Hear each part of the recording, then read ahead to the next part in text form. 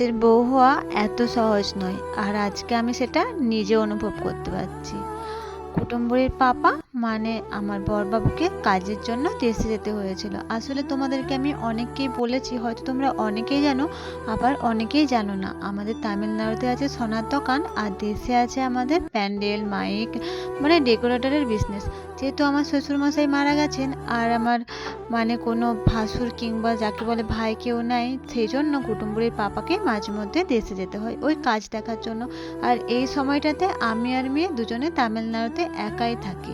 আর এই সময়টাতে জানো তো যাই তো প্রায় 1 মাস 15 দিন, ওই জন্য ওই রকম সময়টাতে যাই। আর ছোট বাচ্চা নিয়ে এতটা অসুবিধা হয় সেটা মুখে বলে বোঝানো যাবে না। আর কষ্ট খুব হয়। ওই যে দেখছো কান্না করছে না, ওই যে একবারই কান্না করতে পারবো, কারণ এরপরে যদি আমি কান্না করি না, মেয়েটা বুঝতে পারবে, তো মেয়েটাও আমার কান্না করবে। আসলে কি হয় বলো তো, দেশের থেকে এখানে তো তেমন বিশেষ কাউকে চিনি না, সেই জন্য না একটু বেশিই কষ্ট হয়। মেয়েটা পাপা পাপা করতে থাকে সারাদিন, এই জন্য ওকে নিয়ে আবার আসি একটু পার্কের দিকে বা একটু বাইরে ঘোরাঘুরি করতে। তাহলে কি হয় বলো তো, ওই বাইরের দিকে ঘোরাঘুরি করার পরে জানো তো ছোট বাচ্চাটা আমার একটু খুশি হয়ে, দেখবে ছোট বাচ্চারা না বাইরে তুমি একটু নিয়ে যাবে, তোমাকে কোনো বিদেশে কিংবা অনেক দূরে নিয়ে যেতে হবে না, ওরা ওই সামনাসামনি জায়গাটাতেই না অনেকটা খুশি হয়ে যায়। আর আমি দেখেছি ওখানে বাইরে খেলাধুলা করে আস্তে আস্তে বেশ ভালোভাবেই থাকে। আর এসে তো বাড়িতে যা মন খায়। একদিন কি হয়েছিল জানো তো, ওই যে ওর পাপা যখন গিয়েছিল রাত্রিবেলায় প্রায় 2টার সময় এমন পাপা পাপা করে কান্না শুরু করেছে, আমি কাঁদবো কি, মানে আমি ওকে ভোলাবো কি, আমি নিজেই কাঁদতে শুরু করে দিয়েছি। আর দেখো এখানে পার্কে এসে একটা নতুন জিনিস কি দেখলাম, এখানে সম্ভবত কোনো ধর্মের প্রচার হচ্ছে। কোন ধর্ম? সম্ভবত খ্রিস্টান ধর্ম, তারপর আমি বলতে পারবো না ঠিকভাবে, কিন্তু মনে হলো যেন ধর্মের কোনো প্রচার হচ্ছে। তাই একবার দেখতে গেলাম, তো কিছু বুঝতে পারলাম না তেমনভাবে, কি আর করা যাবে।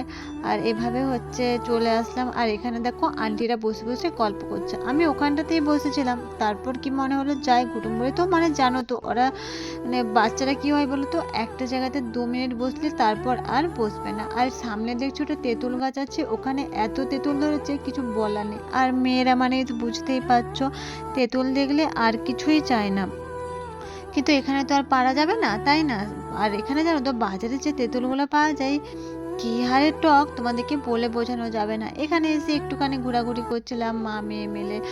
কি হয় এইখানে এসে জানো তো জায়গাটাতে খুব ভালো লাগে। আর পাশে দেখছি হঠাৎ করে কোনো এক জায়গাতে কম্পিটিশন হয়েছিল খেলার, ওখান থেকে সব বাচ্চারা এখানে এসছে, এখানে প্রাইজগুলো মেনলি দেওয়া হচ্ছে।